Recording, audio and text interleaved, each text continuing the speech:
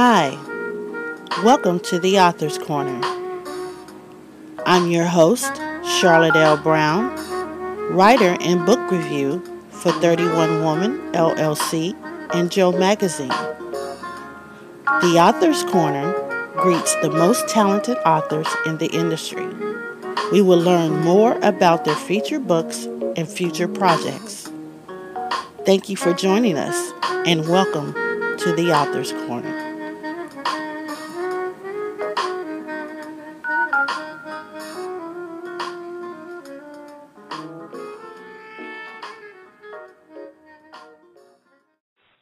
Today we have author, playwright, and singer Ouida Richardson. Ms. Richardson is going to share with us about her 7-part series called How Did I Get to This Dark Place? Ms. Richardson, yes. I would like for you to open up this segment with one of your beautiful songs. Okay, I could do that.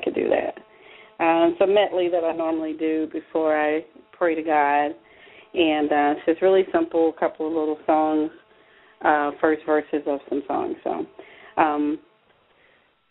you don't know my story of all the things that I've been through. You can't feel my pain on what I had to go through to get here. And you never understand my praise, so don't try to figure it out, because my worship is for real. I love you, Jesus. I worship and adore you. I just want to tell you, Lord, I love you more than anything. Oh, if I had 10,000 tongues, I could not thank you for what you've done. And it would take eternity to tell you what you've done for me. Hosanna, we thank you. Hosanna, we praise you for all you've done for me. You're worthy, Lord, you're worthy.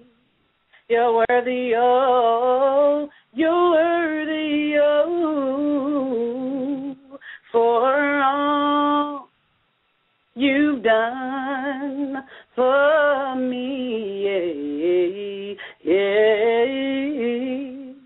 I need thee, oh God, I need thee. Every hour, Father, I need thee. Oh, bless me now, my Savior. Oh, God, I come to thee. Thank you. Thank you, Ms. Richardson. That is one beautiful song. And you did that without any music background. That was beautiful. Just one beautiful song, and I just thank you. Thank you for blessing me with that. Tell me a little bit about yourself. Okay. Originally, I'm from St. Louis, Missouri, born and raised. Graduated out of Vashon High School. I'm a mother of 2, my son and my daughter, John and Brianna King, 21 and 24. They're grown, and I'm a grandmother. My grandson is 9 months, and his name is Jamion. And I moved to Florida about 15-plus years ago. So my church is the Potter's House Christian Fellowship, where the Bishop Von McLaughlin and Lady Norlene McLaughlin, they preside there. So I've been in this for a minute. What sparkled the idea of you writing? I've been writing since I was young. I've always loved to write, and journals. And by me being a singer and writing lyrics, it was always there. But just beginning to write books and stories and plays, it's part of my heart. It's part of my passion.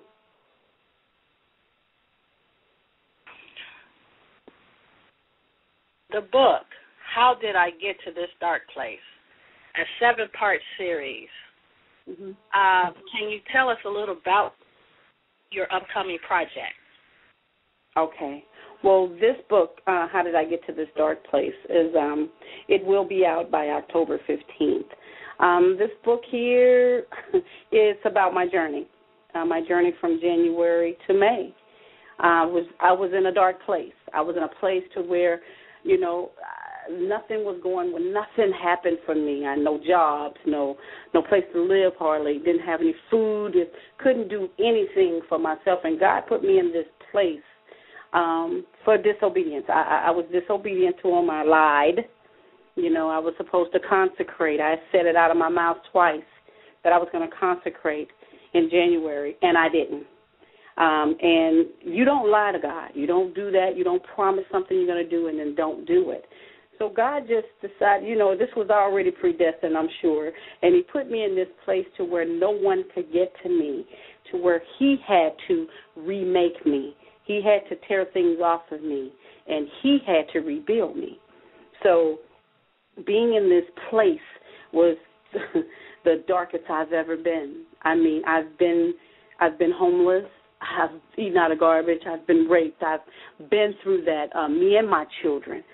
But this place here was unlike anything ever heard of, anything I've ever been through. This was far more, it was worse.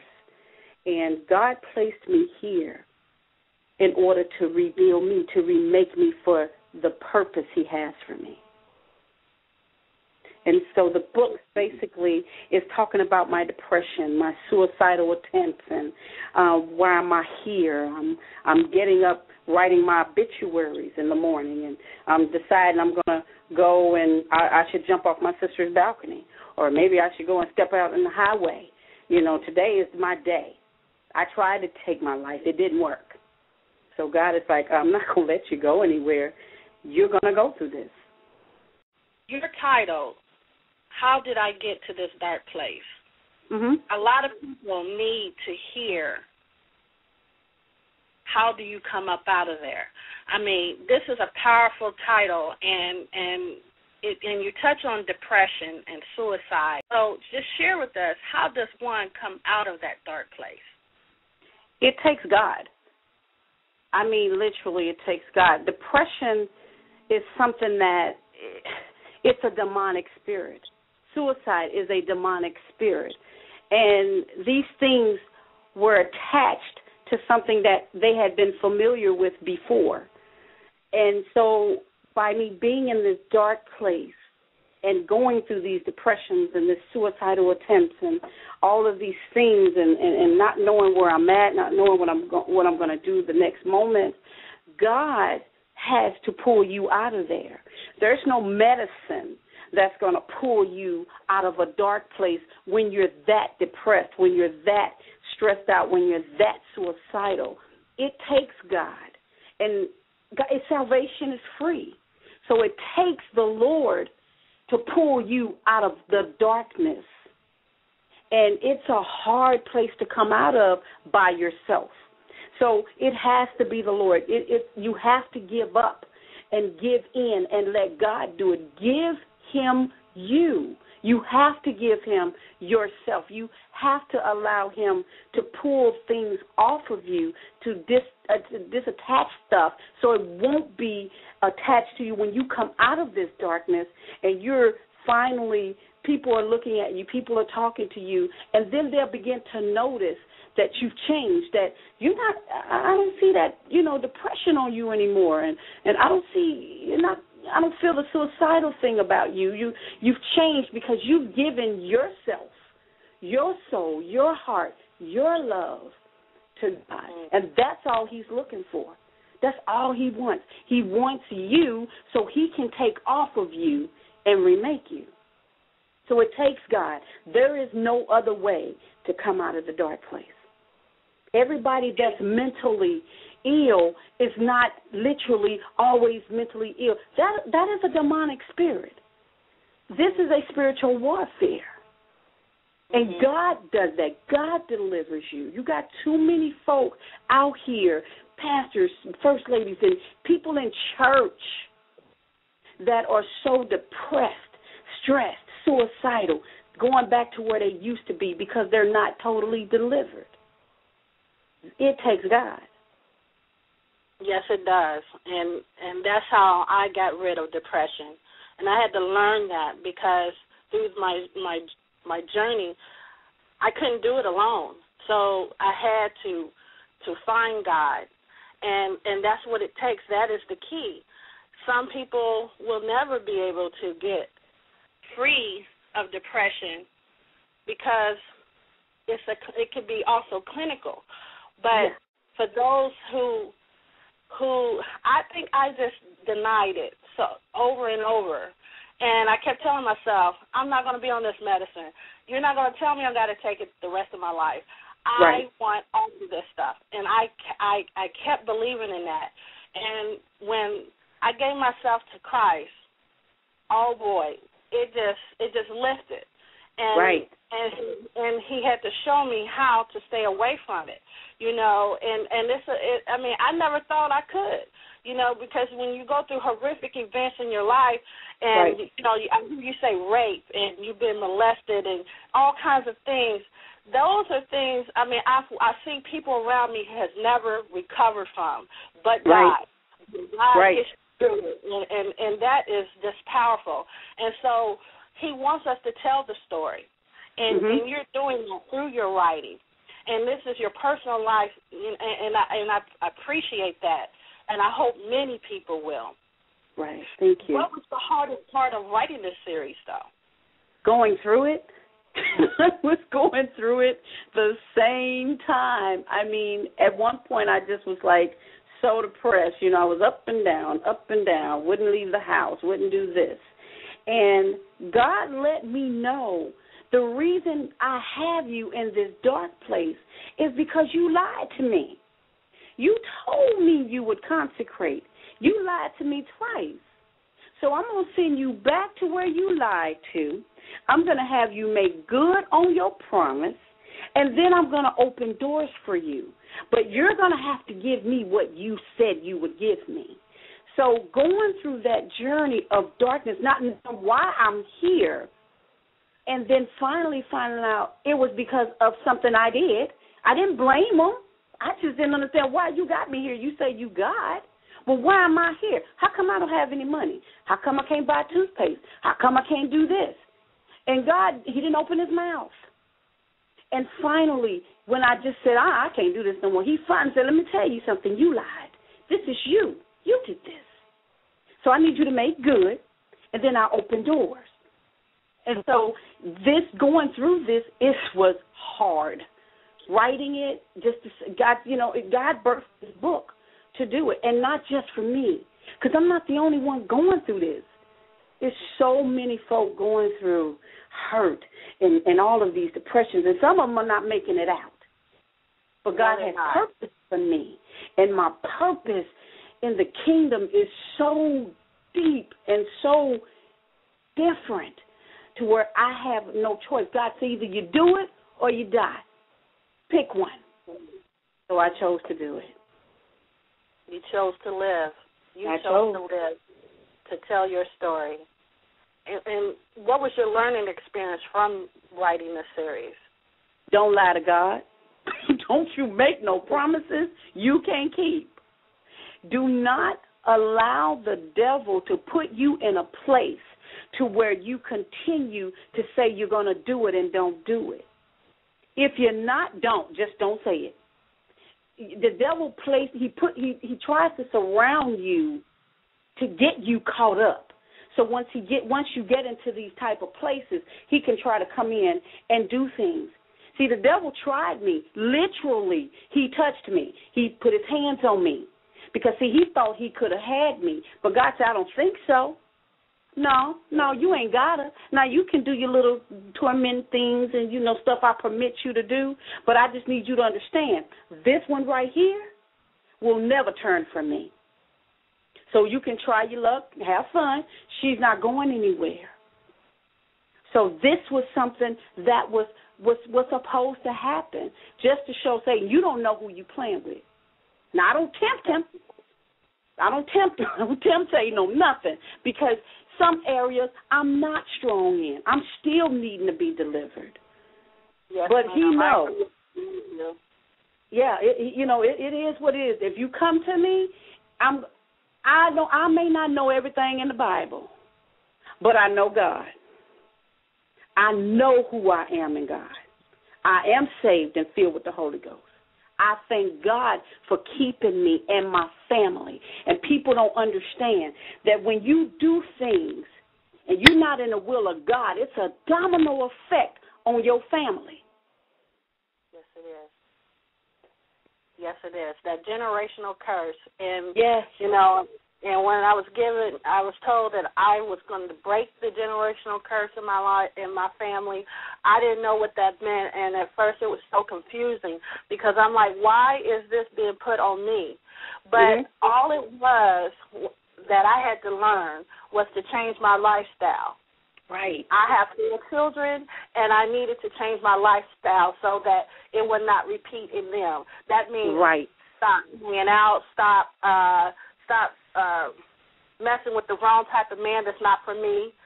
Choose the right man that God had want me to be with. All kinds of things that we have to line up in order to be what God wants us to be. And it can be hard. It's easier said than done.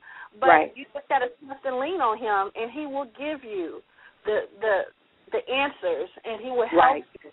He don't expect us to get it right all the time. He knows that we're gonna fail Him, but we get back up and we say, God, I'm not gonna give up. I'm not gonna let go of Your hand. I need You in this battle, and He knows us. He knows us more than we know ourselves. Yes. So, what advice would you give aspiring writers? Follow your heart. Put God first. I love writers who are just writing about life. It's real. It's not play-made. It's straight to the point of this is what it is. So the advice is do you, but put God first. Make sure that what you write about has soul to it. With love, you loving God inspires you to write. You ain't got to write another Bible, because that's already done. But writing in your journals and writing down things that you find key to your life and putting it on paper for others to read, that is so beautiful to me, because now you're inviting folk into your life that may be able to help you, and you may be able to help them. So follow your heart, but make sure God is first. That I don't care about nothing else, all your money, anything else. If God ain't first, you're wasting time. That's right. That's right. And He will direct our path. Yes. I hear you. Tell me something. Who's your favorite author, and what strikes you about their work? Well, I have 2. I love Nora Roberts. She, to me, is a phenomenal writer. I love her trilogies and how she writes about love, the romance and the people coming together as family. But Stormy O'Mardian, I love her.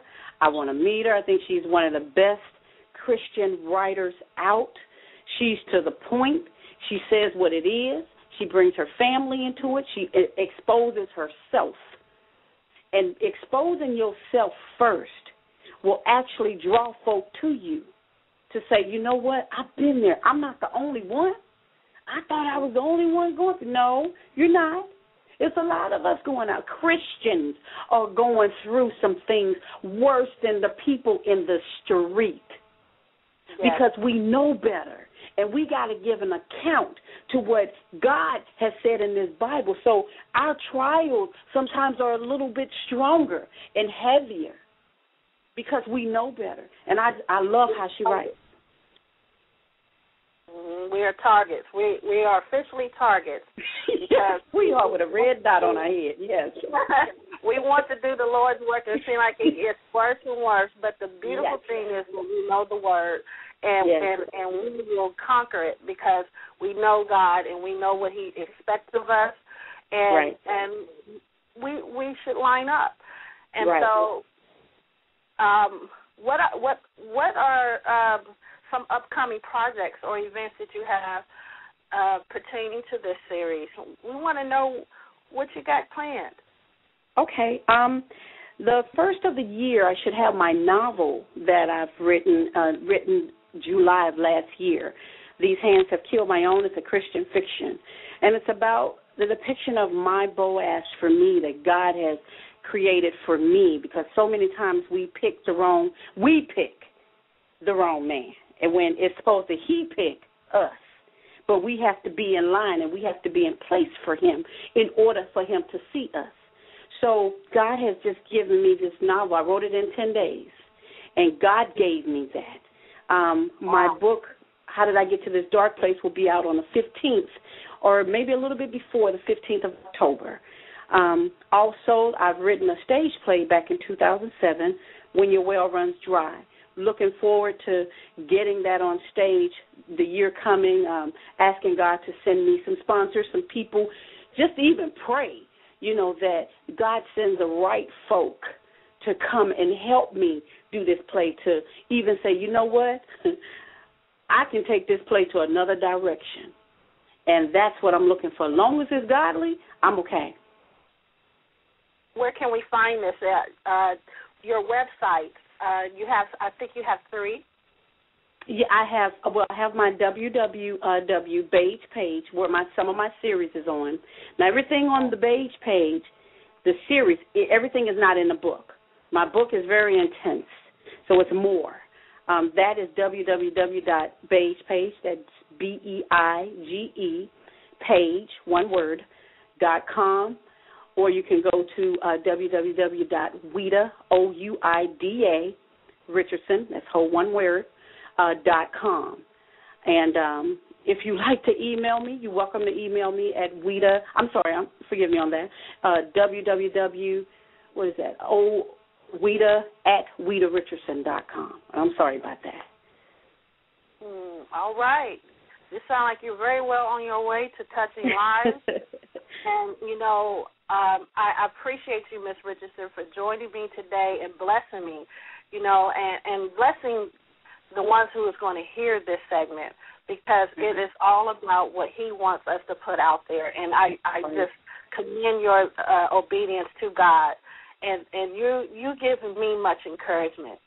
So, I want to thank you again for joining me, and much success on your upcoming release. Remember to lend your support by purchasing a copy of Ms. Richardson's book, How Did I Get to This Dark Place, a 7-part series. Ms. Richardson will be appearing in Jo Magazine upcoming release. If you would like to purchase a copy, you can visit Jo Magazine online.com, or you can go to 31woman LLC.com. Let's give her some support because she's doing what God has asked her to do. We need many, many authors as such as Mrs. Richardson. So I thank you, Ms. Richardson. We have a few minutes. Would you like to give a shout-out? Who has just blessed you along the way? Yeah, definitely my pastor, Bishop Von McLaughlin, and his wife, First Lady, and my brother and sister, Pastor Hagan, and Michelle Hagan, and Tish Harris. Her production is wonderful. She has a play coming out on the 12th of November, Inconvenient Truth. And to Janelle Sanford, the one who God has blessed to help me do this, to bring this book out. God put her in place. So So her book is called Brought Me Out of Darkness. Her book is out. God has just done so many great things, and to my family and, my friends, and I can't call everybody's name because, you've been messed up. People like, you didn't call my name. So just to everybody who's been there for me and pushed me to where I am, thank you. Thank you. Remember, you got to have salvation in order to see God. That's the only way. You got to have it, and it's free. All right. And I thank you again. This has just been a awesome segment. Oh, no problem. And I thank you and Jo for even allowing me this this opportunity. Thank you guys. I pray that God continue to bless you in everything that you do. The word says that, if He'll bless those who bless you and curse those who curse you. And God has such a blessing for you all in your company. So just remember that He's first in everything. He's first in everything. Yes. Thank you. Thank you, Ms. Richardson. You be blessed. Yes. And this has been the Author's Corner. Until next time, have a wonderful day.